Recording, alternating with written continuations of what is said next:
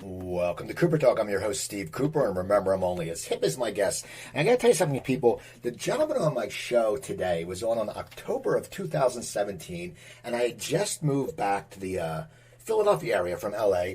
And since then, man, a lot has gone on in the world. And I'm very excited to talk to him because he has he's working on his album, Dialogue. There's 4 songs that have come out. And I must say, I listened to him, I really dug it, and Celebrated Together made me really happy.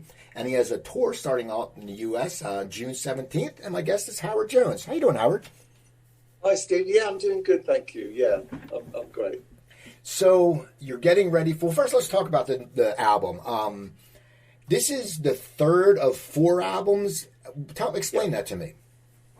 Well, I just decided to set myself a goal, really, of doing 4 albums that related to each other over a 10-year period. I think I'm a bit behind now because of COVID, and they're all linked together thematically. So Engage was about, we can no longer be bystanders. We have to get involved.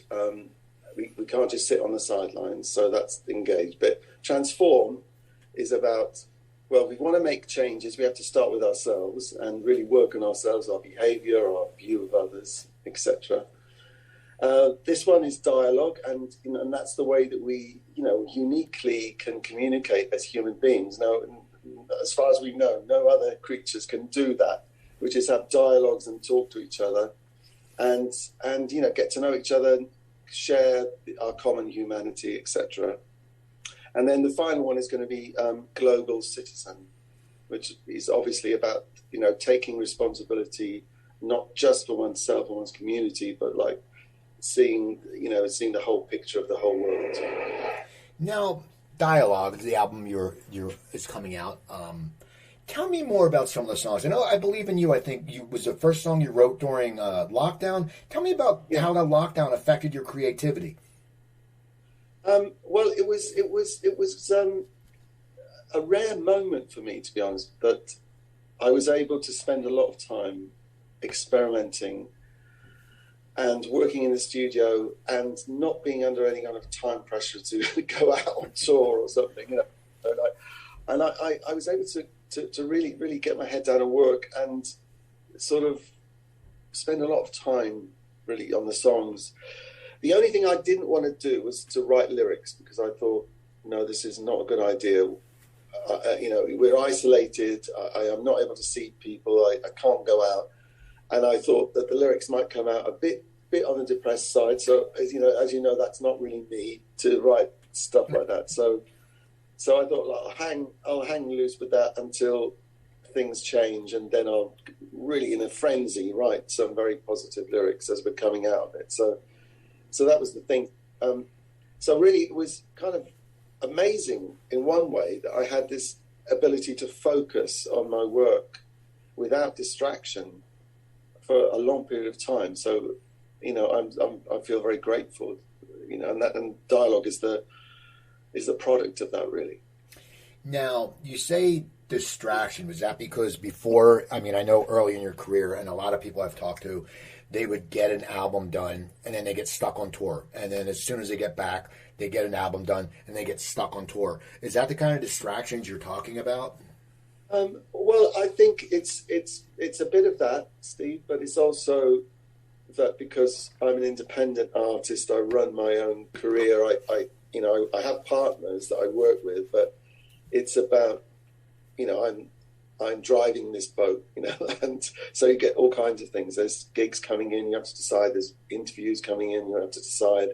And there's, tours to be put together, albums to be put together. And I like to be personal, with people. I don't have representatives. I like to talk to people and build those relationships myself. So it all takes time and sometimes can be taking you away from what I feel I'm really meant to do, which is just try and make great music that has a positive impact on people. Now, you had said that you wrote the music and not the lyrics at the beginning. Is is it the first time you've actually written like this? I mean, what's your usual writing process before the pandemic? Because it was a scary time. I mean, we're still, U.S., we're worried, we may have to, we still worry. But what was your past writing experiences when you would write? Well, normally it would be, the music comes along, some chords that I love, and maybe a few melodies floating around in my head. And then once I've got that together, then I work out what the mood of the piece is, and then write lyrics that are appropriate to it. It's always been that way. I never start with lyrics. It's always how does the music affect me? What direction does it take me in? And then that's how I, end up writing lyrics that hopefully fit the mood. Well, let's tell me about some of these songs. First of all, tell me about "Celebrate It Together." That just puts me in a really good mood. I listen to it. It has just a great feel, and it feels back a little bit of '80s, but then it's modern and it's in between. Tell me about that song, because where did it come from? What's it about? Yeah, well, lyrically, obviously that's the most important part of it to me, but I wanted to write the most positive, uplifting song that I'd ever written. And I've kind of been known for quite a few of those, I think, in the past. But I wanted this one to surpass all of them, because we've all been through trauma, basically. And, with the pandemic, and I thought, let's celebrate the fact now that we can actually look each other in the eye, and we can meet again, and we can, isn't it great to have survived the literal medical side of it, great to be alive. And I was thinking, don't hold back on that stuff, because I reckon there's lots of people will feel like they need a boost, and like I did. And so I wanted to pack it with immense positivity. And, I think that, and I started the song, an idea from my friend BT, who sent me a beat, I think, and I think a bass line, and I then ran with that and developed it into, Celebrate It Together. And it's funky, because I love funky music, but I love melody, and I like sometimes songs that don't go off on a tangent in the middle like I normally do. I always have middle eight or multiple middle eights in different sections, but this one I wanted it to be much more linear, so that you could just groove to it, and you wouldn't have to lose the groove. So, yeah, I mean, I'm always trying to do something new, and but the main thing of that one was absolutely to celebrate our being alive and seeing each other again, and how wonderful that is, and how much we missed it, and yeah. Now, explain to me the pandemic. It comes up now. Were you on tour, or what happened? And I mean, because this is in your blood. You've been performing for years. Your crowds love you. What was it? What do you remember when they said, "Howard, you can't do anything right now"? I mean, were you on tour, or had you just gotten done tour, or what happened? No, we were in the middle of a tour in the States. It was the trio tour. My acoustic trio.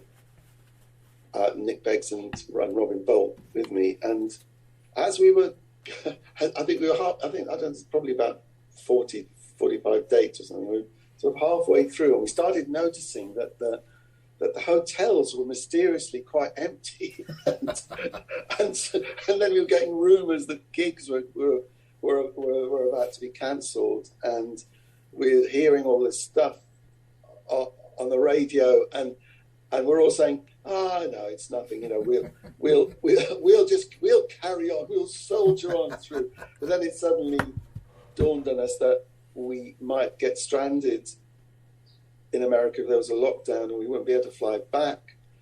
Gigs were being cancelled, so we thought, well, let's get back home as soon as we can to our families, and that's what we did. And fortunately, we were able to fulfill most of the gigs just recently, but yeah, so it was really get the first flight home. Now, how did you come up with the trio tour? Because I know you're also going to be doing it, I believe, in the UK later after the US tour, right?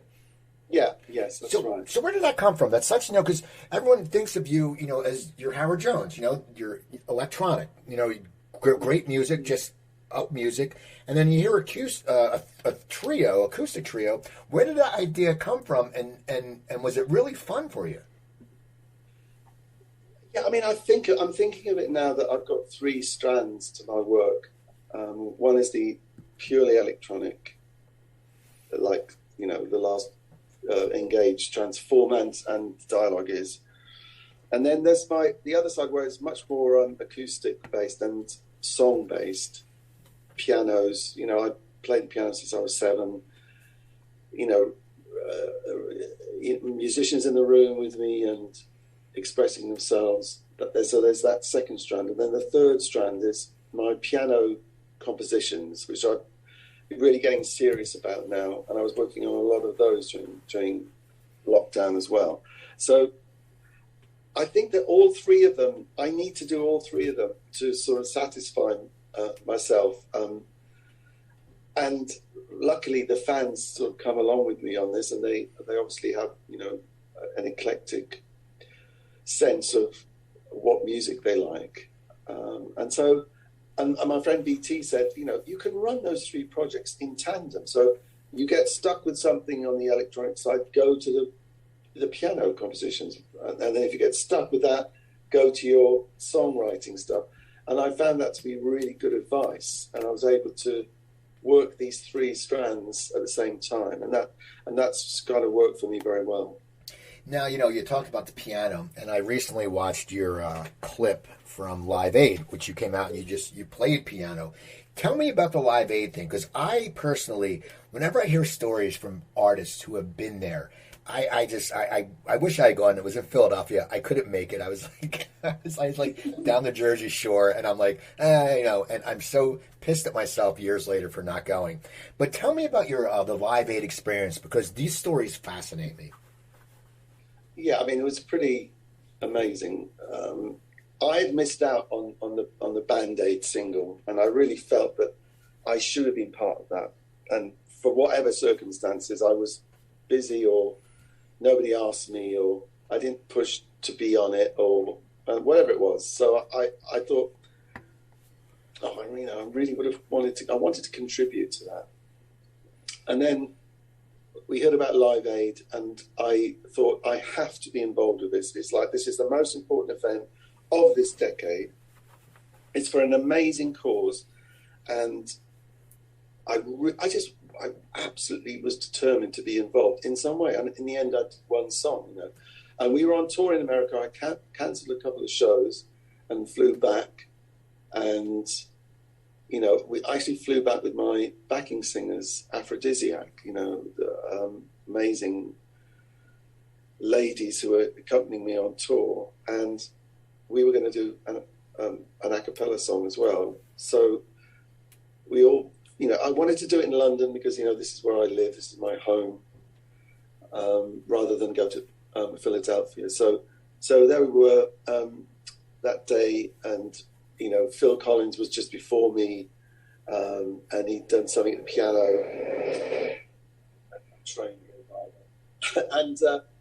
And then he said to me as he came up, he said, watch out, Howard, the piano, there's some notes down the bottom of the piano that are a bit stiff, and that was really good advice, but it actually made me like 10 times more nervous than I already was. So anyway, I went out and played the song a little bit fast, if you know my work, because of the blood pressure and heartbeat rate that was going on. And I got to the chorus, and the whole of Wembley joined in with me on that chorus, and it was like, the euphoria of that moment has stuck with me all these years. It was just incredible, and I felt from then on, I felt like I was sailing. I was having an out-of-body experience with this, 100,000 people in Wembley singing the song with me and supporting me and supporting the whole idea of Live Aid. It was just brilliant, and I got to see some incredible performances by other artists. Most memorably, I suppose, would be the Queen performance, which just was like, off the scale. I met David Bowie. I talked with McCartney and Linda, and honestly, it was like, if it was to end there, I'd be a happy man. You know, it was such a great day. Well, what is that like? I mean, when you're talking to these people, they're legends, and you're a young guy, but you're their peer because you're on the show and you're doing it for a great cause. I mean, did you get nervous, like with meeting David Bowie? I mean, you know, especially, and you're from we were playing in England. I mean, what is it like to sit there and all of a sudden, are you like, oh my God, I'm meeting David Bowie? I mean, that must have been pretty intense. Well, it was very intense because I was walking towards where the artists were allowed to sit and watch the show. I think I'd done my piece by then, and there was a guy, you know, standing at I think it was at the bar. He was, you know, drinking water or something. He turned around and he said, "Hello, Howard." Oh my goodness, this David Bowie. He actually knows who I am. I was like, and he said, "I hear you're doing really well in America." David Bowie knows that I'm doing well in America. I so freaked out. Really, it was so wonderful, and I've kept that memory going. But I've another story about him that day, which was that backstage, I was rehearsing with my backing singers I told you about. We were going to do one of my songs called Life in One Day as an a cappella song. And the dressing room was really small and quite hot that day. So we came outside onto the grass to just run through it, you know, and sort of get our voices warmed up and everything. And David Bowie and Pete Townsend came out of their dressing rooms to listen to us. And they stood about 1 meter away, you know, and they listened to the whole song. And we never got to actually perform that song on the stage in the end because they'd run out of time. You know, it was like everyone was going over and there was no time for us to do that second song. And the girls were so, you know, upset. We travelled all the way from America to do this and they wanted to be part of it. But I said to them, look, we got to perform to of my absolute heroes here. So for me, it was like, I'd have been happy just with that. You know? So, yeah, that was a great moment. So many things happened that day. Now, you went back to the UK to do that, but you were touring America. Where did you start taking off first, the UK or America? And then, you know, you were at the time of MTV, which helps too, but where did you really start, like, getting popular first? Yeah, it was the UK first. Radio really supported me, and I was with Warner Brothers, who absolutely got behind me 100%. They really realised that they had something with me, which I'm so fortunate and grateful for. And you know, we played on the radio. My first single went to #3, and I did all kinds of TV and stuff like that.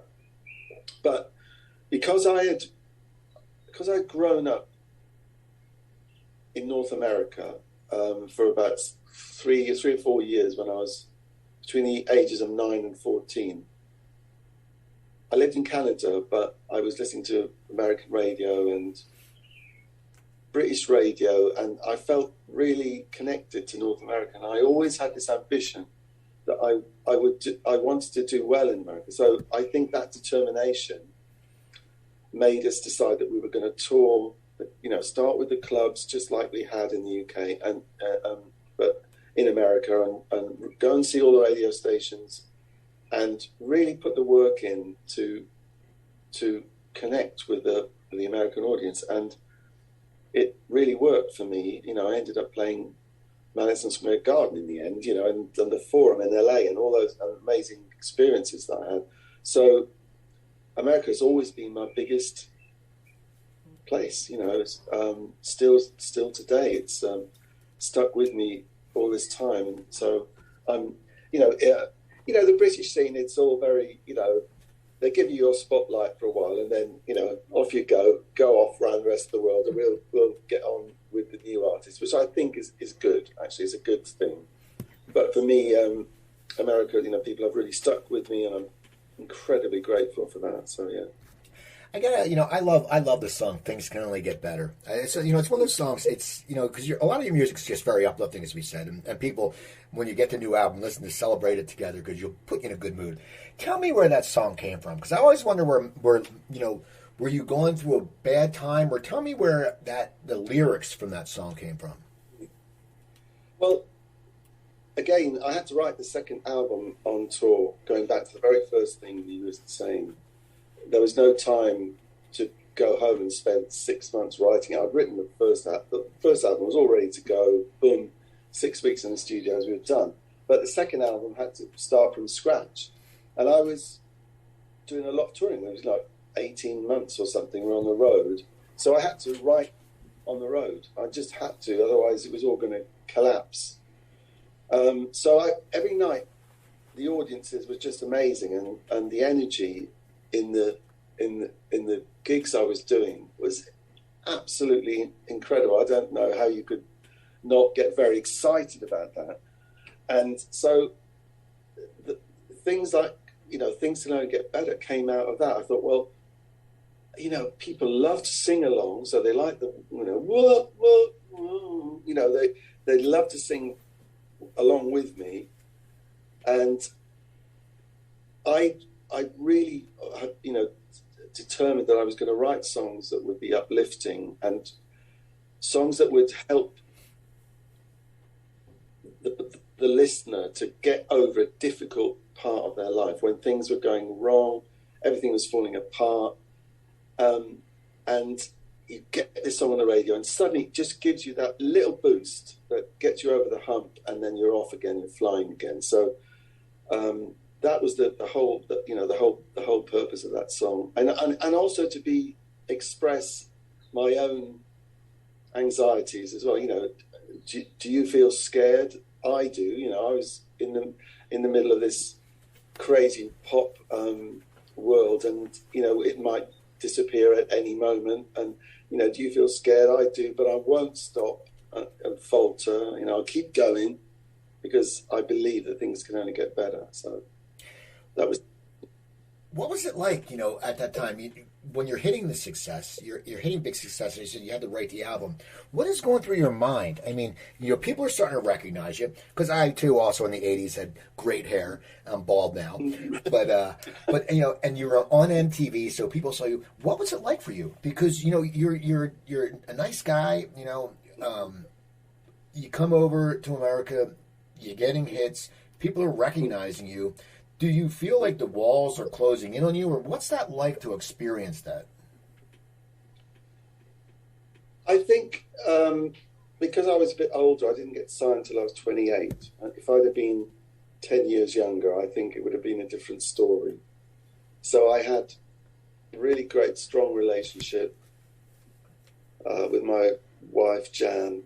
I had great friends that had started with me when we were playing the most crummy gigs that you could possibly imagine, and struggling to get heard and to build an audience. But they've been with me since those days, and I was surrounded by those people still. I didn't suddenly ditch them and get these superstar people who worked for the Stones or whatever. We did it. We played Madison Square Garden with the same team that I worked with when we were playing tiny clubs in the UK, and I was very proud of that. And so I was surrounded by people who weren't going to put me on a pedestal. They weren't going to, they knew where I came from. I was doing a fruit and vegetable round and working in a factory. That's where we came from. So I didn't get above myself, if you know what I mean. I wasn't allowed by my friends to get carried away with all the great side of doing what I did. So so I feel very fortunate, and I think that's how I survived it. It's funny, the 80s, we were very fashionable. Now, was your sense of fashion from you, or did you have someone dressing you? Because you always looked sharp, and that's what I loved. Like any of the artists that came over from the UK in the 80s always looked good. They dressed perfectly. They were to the nines. Did you develop your own style, or did someone coach you into that, or how did that come from? No, that was completely me. That was absolutely coming from me, and it still is now. It's like, to me, it's like another part of creativity, and saying to people, please don't be afraid to be who you really are. Go for it. Don't hide away in the dark. Be who you really are. And I feel that, obviously you want to look sharp, and you want to, make an effort to how you come across. But at the same time, it is a statement of saying, I've been really fortunate. I don't have to work in a factory anymore, and I'm not a bank manager, or I've got this role to be an extrovert, and for us to have a great time together, with the music and the shows. So I was going to take full advantage of that, So yeah, it was always coming from me, and although whatever people thought, that was me. Well, it was a great look. Now you wore hats. I'm a big hat guy now. I didn't wear hats back then, but you wore you were wearing great hats back then. Nowhere. I gotta ask you. No one is to blame. That's one of the songs I love also too. Where did that come from? Because that's got a nice feel to it too. Yeah. Okay. No one is to blame was on the Dream Interaction album, and I wrote that again while I was touring around. I was with a record company guy from Elektra Records who I was with in America, and he was taking me to radio stations around San Francisco.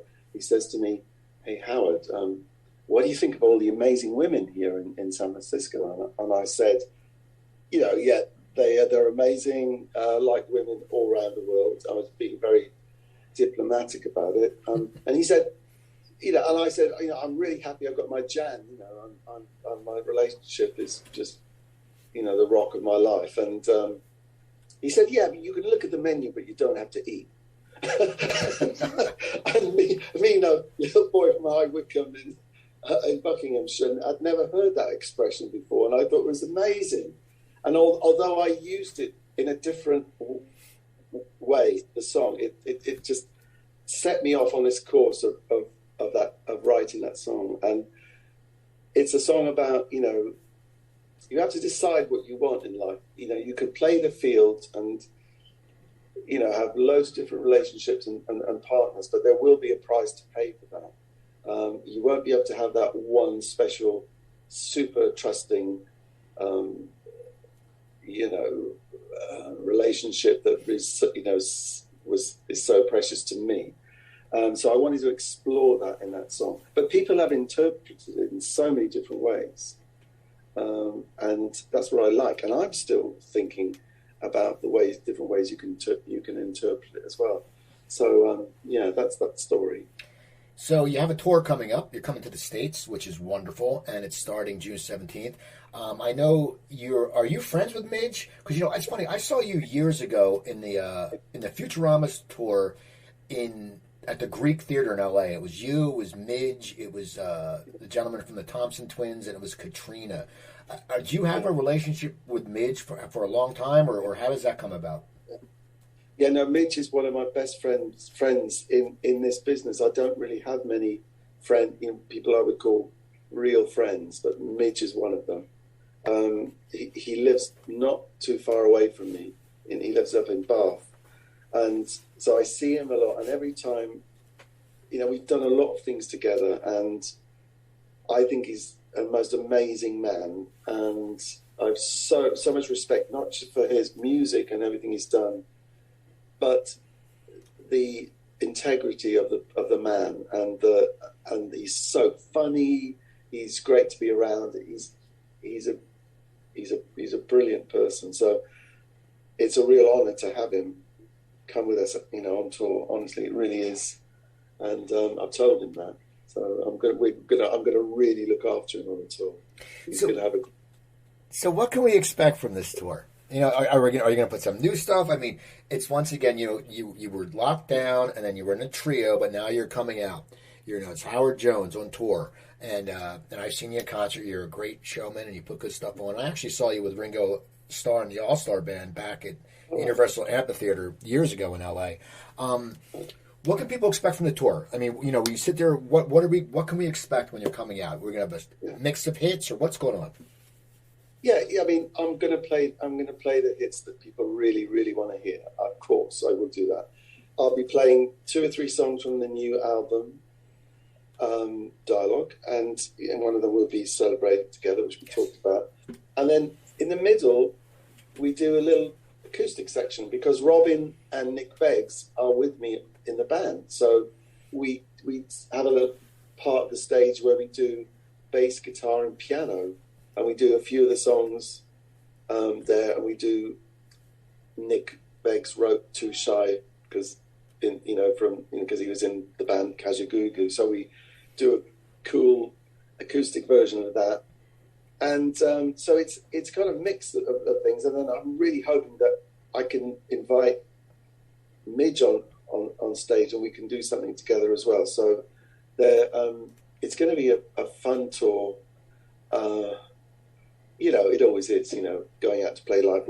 What a lucky man I am to be doing this job. I love it. And what do you think of your crowds? Like, it's great because it's a testament. As I always love the '80s, and I'm 58, and it was my generation, college and high school, and I've been going to a lot of shows of '80s bands, and the crowds are so strong. And I'll tell you, as we get older, we get stronger and we have more fun. But what do you see when you see your crowds? I mean, I'm sure you see parents with their kids or grandkids. I mean, what is it like for you to feel that you've touched this generation, just generations? Yeah, I love it when people tell me that their kids are really into my music, and I'm blown away by that. And I celebrate when I see a young person in the audience, because it means that the music has translated. It's gone further than just my core generation. And that, I think, wow, what a privilege that is for young people to be discovering the work as well. So yeah, I'm very, very happy to see that. Well, you know what? I want to thank you. I know we only had a half an hour today, but I'm glad we got to spend the time. People, go check out Howard when he's on tour. Go to his website, howardjones.com. It has everything. And you can listen to 2 of the new tracks from his new album. And when's the album going to be done? Do you know? Well, it is going to be available on the tour. And then it will be available to everyone around in September when we get back. So yeah, if you come to the shows, you will be able to buy it. That'll be the only place you can get it at the moment. We really struggled to get that to happen, but we think we've done it now. Well, that's awesome. So people, please go see Howard. Go to my website, coopertalk.net. You can find over 900 episodes there. Email me, Cooper, coopertalk.net. Twitter @CooperTalk. Instagram @CooperTalk1. Remember, I'm Steve Cooper. I'm only as hip as my guests. Don't forget, drink your water, eat your vegetables, take your vitamins, and I'll talk to you guys next time.